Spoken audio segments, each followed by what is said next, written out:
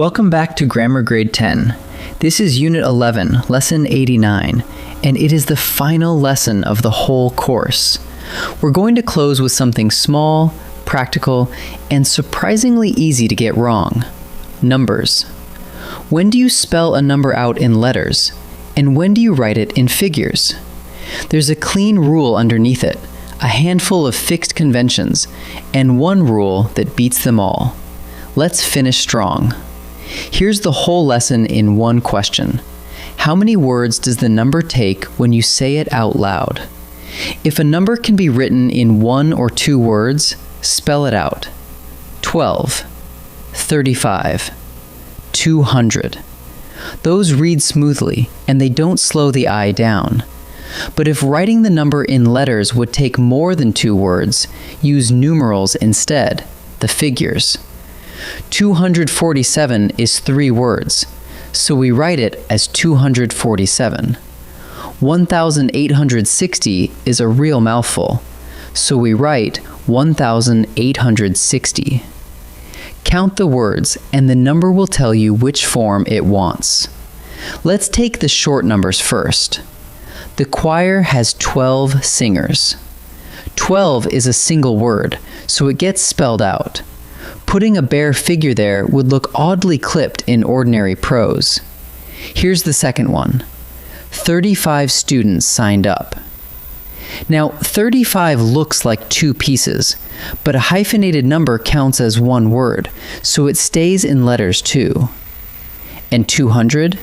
That's 2 words, still inside the limit, still spelled out. So the rule holds steady. If the number takes 1 word or 2, write it in letters. Now the long ones. The museum sold 247 tickets. Say that number out loud. 247. That's 3 words, and 3 is over the limit, so we reach for the figures instead. Same story here. The library holds 1,860 books. 1,860 would be 4 words marching across the page, and no reader wants to wade through that. Figures do the job in a glance. So the line is clean. 1 or 2 words go into letters, and anything longer goes into numerals. Now the one rule that overrides everything else. Never open a sentence with a numeral. Look at this. 20 guests came to the party. 20 is short, sure, but the problem is where it sits. A sentence should begin with a word, not a figure, because a capital letter is what signals to your reader that a new sentence has started, and a digit can't carry a capital. So we spell it out. 20 guests came to the party. That version is correct. But here's the better move, the one professional writers use constantly. If the number is long and awkward to spell, don't wrestle with it at the front of the sentence. Just recast the sentence so the number isn't first. We hosted 120 guests. Clean, short, and the figure sits safely inside the sentence, where it belongs. Here's a rule that catches people out. Be consistent inside a passage. Watch what happens when you mix forms. We sold 8, 47, and 350 tickets. Every one of those numbers followed the rule on its own. 8 is 1 word, so it took letters, while the other 2 were long enough to need figures. And yet the sentence looks broken. The eye stumbles right at the spot where the forms change. So when related numbers sit together in a series, look at the longest one. If any single number in the group needs numerals, put them all in numerals. We sold 8, 47, and 350 tickets. Now they line up, and the reader compares them instantly. Consistency wins over the word count whenever numbers travel in a group. Some numbers go into figures, no matter how short they are, simply because that's the convention readers expect. Dates and addresses. July 4th, 1996, and 44 Oak Lane. Precise clock times with AM or PM. 7:45 p.m. Page numbers. Page 147. Percentages. 40%. Amounts of money with dollars and cents. $12.50 is written with a dollar sign and a decimal point. And statistics and measurements. 2.2 pounds. Notice that several of those numbers are short enough to spell out. 4, 40, but you would never write them that way. In dates, addresses, times, page numbers, percentages, money, and measurements, the figures win every time. 3 loose ends before we practice. First, the clock. When you use the word o'clock, spell the number out. We met at 7 o'clock. The abbreviations AM and PM take figures, but o'clock takes letters. Second, ordinals. First, second, third, fourth. In ordinary prose, you spell those out as well. It was her 4th attempt, not the numeral with the little letters stuck on the end. And third, remember the commas from a few lessons back. In a long number, a comma marks off every 3 digits, counting from the right.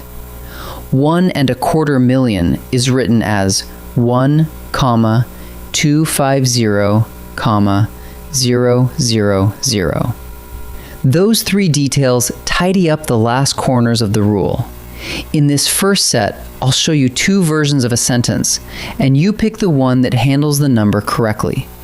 Count the words in the number, and watch where it sits. Pause the video and choose before I reveal each answer. The bakery sold 12 pies, or the bakery sold 12 pies. Say the number out loud. 12. That's one word, comfortably inside the limit, so in ordinary prose, it gets spelled out in letters. The correct version is, the bakery sold 12 pies.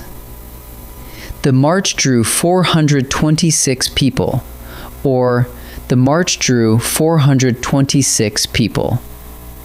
Count the words in that number. 426. That's 3 words, which is past the limit. So the correct form is 426, written in figures. 20 dancers took the stage, or 20 dancers took the stage. The number is short either way, but look at where it sits. It is the very first thing in the sentence, and a sentence never opens with a figure. So the correct version spells it out. 20 dancers took the stage. Now the fixed conventions, plus the consistency rule. Again, 2 versions each. Pick the one a careful writer would use. Pause and decide before I answer. The concert starts at 7:45 p.m. or the concert starts at 7:45 p.m. A precise clock time with AM or PM always takes figures. That's one of the fixed conventions, and the number's length has nothing to do with it. So the right form is 7:45 p.m. We sold 8, 47, and 350 tickets. Or we sold 8, 47, and 350 tickets. These numbers are traveling together in one series, and 2 of them are long enough to require figures. When that happens, every number in the group takes figures. So the correct sentence uses 8, 47, and 350. The answer is on page 147, or the answer is on page 147. Page numbers are one of those fixed conventions. They always go in figures, no matter how long or short the number is. So the correct form is page 147. Let's gather it up one last time. Spell out a number that takes 1 word or 2, 12, 35, 200, and switch to numerals when writing it in letters would take more than that. Always spell out a number that begins a sentence, Or better still, rewrite the sentence so the number isn't standing at the front. And keep the conventions in figures, dates, addresses, times, with AM or PM, page numbers, percentages, money, and measurements, while a series of related numbers stays in one single form. And that, quietly, is the end of the course. Look back at the road you've walked, the parts of speech, phrases and clauses, the shape of a sentence, verbs and their tenses, subject-verb agreement, pronouns, modifiers, the usage traps that trip up careful people, capitalization, punctuation, and now the small, exact business of numbers on a page. That's the whole journey, from the very first noun to the final comma. You don't just know a pile of rules now. You have a real command of the language, the kind that lets you say exactly what you mean and be understood the first time. Thank you for staying with me the whole way through. It's been a genuine pleasure. Now go write something worth reading.